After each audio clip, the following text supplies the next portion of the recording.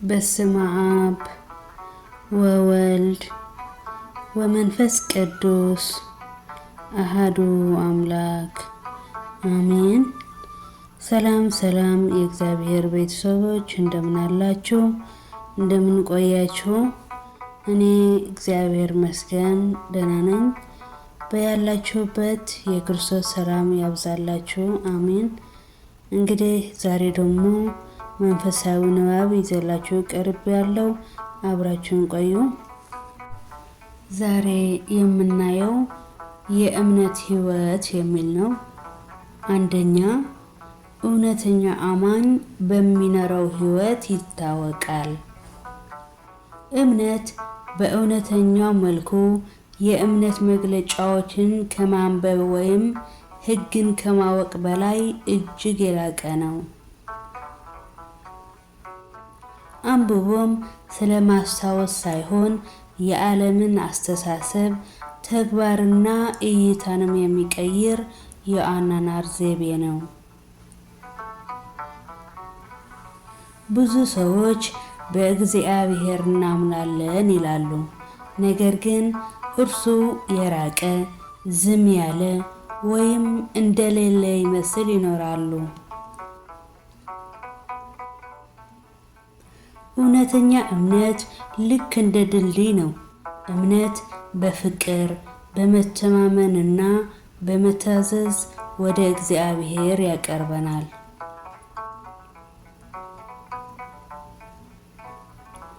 አምናለሁ ማለት እግዚአብሔር መኖሩን ከመቀበል በላይ ማለት ነው።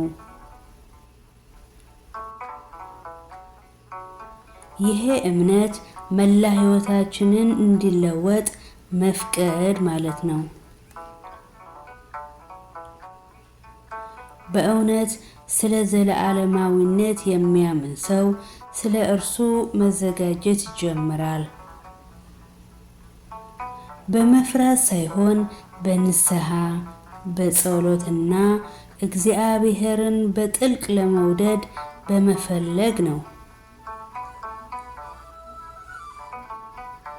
እንደዚህም በጽድቅ ማመን ማለት መልካም ማድረግን ማድነቅ ብቻ ሳይሆን ለመኖር መጣር ማለት ነው። የሃይማኖታዊ እውነቶች በባህሪያችን ላይ ተጽዕኖ ካላሳደረ እንዲሁ እነርሱን መደጋገም ብቻውን ኃይል አይሰጥም። በንድፍ ሐሳብ የሚቀርብ እምነት ነፍስን ማዳን አይችልም፣ ምክንያቱም ፍሬ አይሰጥም። በንድፍ ሐሳብ የሚቀርብ እምነትና በተግባራዊ እምነት መካከል ሰፊ ልዩነት እንዳለው እናስታውስ። የንድፍ ሐሳብ እምነት በአእምሮ ውስጥ ያለ ነው። ትክክለኛ ቃላት ይናገራል፣ ነገር ግን ልብን አይለውጥም። ተግባራዊ እምነት ግና ራስን የሚያሳየው በሰላም በታማኝነትና በድፍረት ውስጥ ነው። ፍሬ ያፈራል። መጽሐፍ ቅዱስም ከፍሬያቸው ታውቋቸዋላችሁ እንዳለ እውነተኛ አማኝ የሚለው በማዕረጉ ወይም በኋላ ታሪኩ ሳይሆን በሚኖረው ሕይወት ነው። በመከራ ውስጥ ትዕግስት፣ እርግጠኛ ባልሆኑ ጊዜያት በመታመንና ሲፈተንም በትህትናው ነው የሚለየው። የእምነት ሕይወት መረጋጋትም ያመጣል። አንድ ሰው እግዚአብሔር እንዳለ ኃይል መሆኑን ሲያምን ፍርሃት ከእርሱ ይርቃል። እምነት በማዕበል ውስጥ በሹክሹክታ አትፍራ፣ እግዚአብሔር ካንተ ጋር ነው ይለዋልም። ይሄ በራስ መተማመኛ የሚመጣው ራስን በመተማመን ሳይሆን ለእግዚአብሔር በመገዛት ነው። ታማኝ ነፍስ ከእግዚአብሔር እቅዶች ጋር አይከራከርም። ነገር ግን እርሱ እግዚአብሔር የፈቀደው ሁሉ ዓላማ እንዳለው በማመን ይቀበላል። አማኝ ሰላምን ሳያጣ ሕመም ወይም መዘግየትን ማለፍ ይችላል። ምክንያቱም እምነት መከራን እንኳ በመልካም ይተረጉመዋልና። እምነት ልክ እንደ አጉሊ መነጽር ይሆናል። እውነታውን በተለየ መንገድ። ለዚህ ነው ቅዱስ ጳውሎስ በእምነት እንጂ በማየት አንመላለስም ያለው። እምነት የሕይወት መንገዳችንን ሲሆን ምርጫችን ይለውጣል፣ ቃላቶቻችን ይለሰልሳሉ፣ እናም ልባችንም ይረጋጋል። በፍርሃት መኖር ትተን በመተማመን መኖር እንጀምራለን። የእምነት ዋናው ነገር እግዚአብሔር እንዳለ ማመን ብቻ ሳይሆን እርሱ በእውነት እንዳለ ሆኖ መኖር ነው። ስናምን እግዚአብሔር እንዲሰራ ቦታ እንሰጠዋለን። እምነት የመንፈሳዊ ሕይወት ሁሉ መሰረት ነው።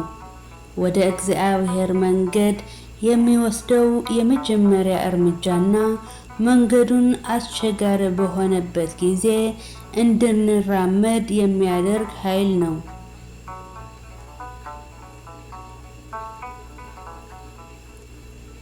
ያለ እምነት እግዚአብሔርን ደስ ማሰኘት አይቻልም ይላል መጽሐፉም።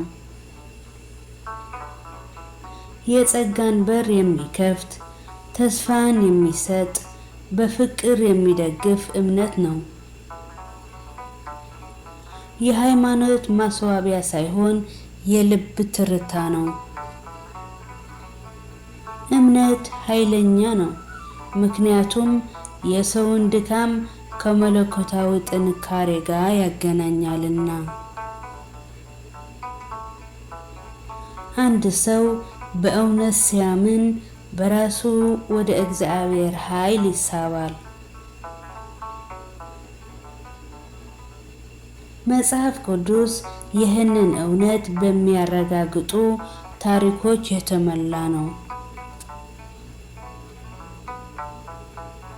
ዕውሮች አይተዋል፣ ድውያን ተፈውሰዋል፣ ሙታን ተነስተዋል።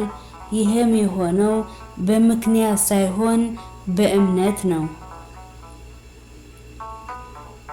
ክርስቶስ በዚህ ጊዜ የፈወሳቸውን ሰዎች እምነትህ አድኖሃል ይላቸዋል።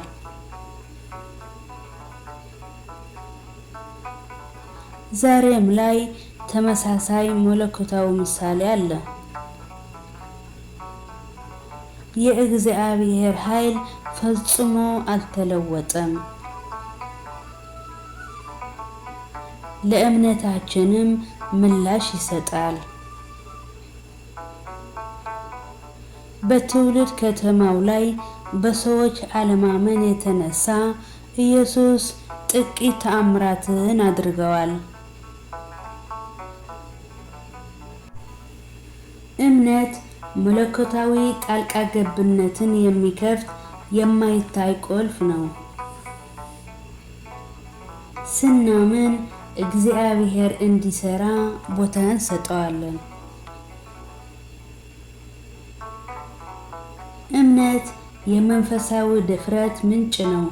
ምክንያት ተስፋ ቆረጡ ሲለን፣ እምነት በጽናት ለመቆም ብርታት ይሰጠናል። ሁኔታዎች ሩጡ ሲሉንም እንድንረጋጋ፣ ዓለም ልባችንን እልህኛ ስታደርገው እንድንወድ ያደርገናል።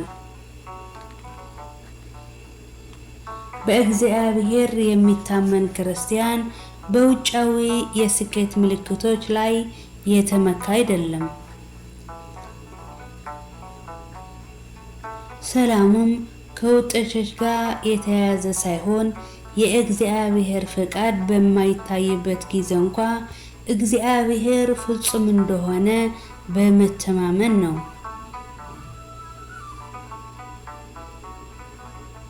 እምነት ፍርሃትን ወደ መተማመን፣ ድካምን ወደ ጽናት እና ሽንፈትን ወደ ምስክርነት ይለውጣል።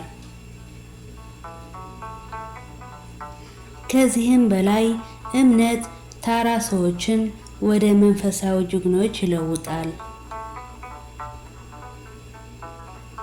ኖህ ዝናብ ሳይዘንብ መርከብ ሰራ። አብርሃም ወዴት እንደሚሄድ ሳያውቅ ከትውልድ አገሩ ወጣ። ሳራ ልጅ እንደምትወልድ አመነች። እነዚህ ሰዎች እንኳ ሞኞች አልነበሩም፣ በእግዚአብሔር ላይ የታመኑ እንጂ። እምነት እርግጠኛ አለመሆንን አያጠፋም። ሆኖም ጥርጣሬው ቢኖርም እንኳ ለእግዚአብሔር መታዘዝን እንድንመርጥ ያደርገናል።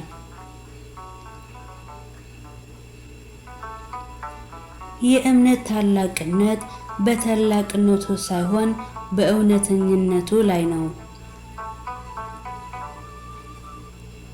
ክርስቶስ የሰናፍጭ ቅንጣት የሚያህል እምነት እንኳ ተራሮች ሊያንቀሳቅስ እንደሚችል ነግሮናል። በልብ ውስጥ በጥልቅ የተተከለ ትንሽ የእውነተኛ እምነት ዘር ምክንያት ፈጽሞ የማይቻለውን ማድረግ ይችላል። በቃላት ብቻ ከሚጸልይ ይልቅ በእርግጠኝነት የሚጸልይ አማኝ ተራራን ያንቀሳቅሳል። እንግዲህ እምነት ቃል ብቻ ሳይሆን ጥርጣሬን ወደ ተግባር፣ ፍርሃትን ወደ ሰላም፣ ሕይወትንም ወደ ምስክርነት የሚቀይር ኃይል ነው። አሜን አሜን አሜን። ስለ ቃሉ የቃል ባለቤት ልዑል እግዚአብሔር አምላካችን ስሙ የተመሰገነ ይሁን። አሜን አሜን አሜን። ወስብሐት ለእግዚአብሔር ልዑል። አሜን።